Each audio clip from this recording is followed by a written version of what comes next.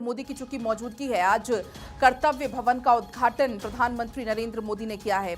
इसके बाद आपने देखा था कि श्रमिकों से बातचीत की और आप देखिए उसी परिसर में यहां पर पौधारोपण करते हुए भी पीएम मोदी को आप देख पाएंगे, क्योंकि प्रधानमंत्री नरेंद्र मोदी एक पेड़ मां के नाम अभियान, जिसका जिक्र वो पिछले साल से ही कर रहे हैं। आपको याद होगा पिछले साल पर्यावरण दिवस के मौके पर उन्होंने इसका जिक्र किया था, एक पेड़ मां के नाम। और उसके बाद से पीएम मोदी चाहे विदेश के दौरे पर हों या पीएम मोदी कहीं पर भी होते हैं, इस अभियान का जिक्र वो जरूर करते हैं। और फिलहाल ये तस्वीरें आप देखिए, कर्तव्य भवन का चूंकि आज उद्घाटन हुआ और उसके बाद ये देखिए श्रमिकों से जब वो मुलाकात करते हैं, बातचीत करते हैं, अनुभव साझा करते हैं तमाम श्रमिक, उसके बाद एक ग्रुप फोटो भी उनके साथ होती है और तमाम ये तस्वीरें निकलकर सामने आ रही हैं।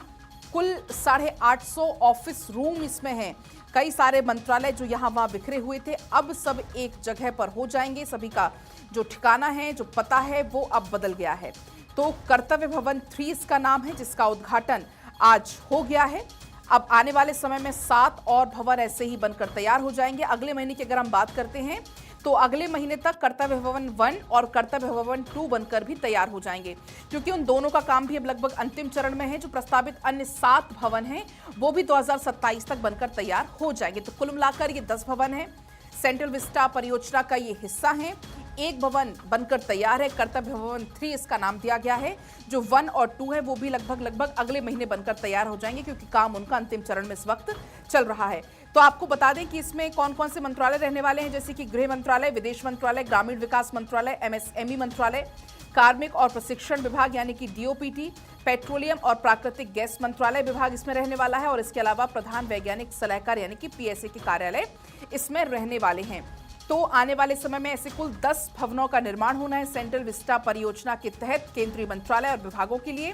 इनमें से कर्तव्य भवन 3 जो कि आज बनकर तैयार है, पीएम मोदी ने इसका उद्घाटन किया। अब शाम को 6 बजे कर्तव्य पथ पर एक सार्वजनिक सभा भी होने वाली है और इसमें पीएम मोदी संबोधित करेंगे। परियोजना पूरी होने के बाद किराए के तौर पर खर्च होने वाले 1500 करोड़ रुपए की बचत इससे होगी, क्योंकि अभी जो भवन है उनका किराया जाता है लगभग 1500 करोड़ रुपए, तो सीधे तौर पर उसकी बचत होने लगेगी।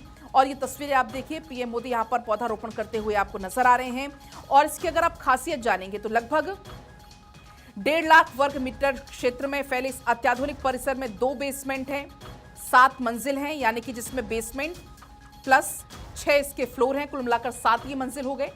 वर्तमान में कई प्रमुख मंत्रालय 1950 और 1970 के दशक में बने हुए जो भवन है, जैसे कि शास्त्री भवन, कृषि भवन, उद्योग भवन, निर्माण भवन जैसी इमारतों में काम करते हैं, जो कि 1950 से 1970 के दशक में बनाई गई थी।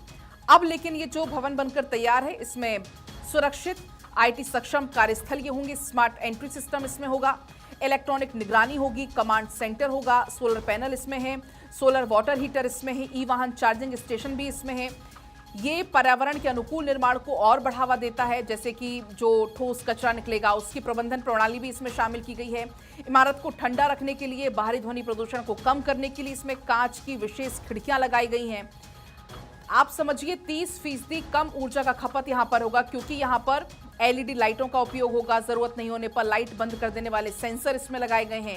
बिजली बचाने के लिए स्मार्ट लिफ्ट इसमें है। बिजली का उपयोग को प्रबंधित करने के लिए उन्नत प्रणाली भी इसमें लगाई जाएगी।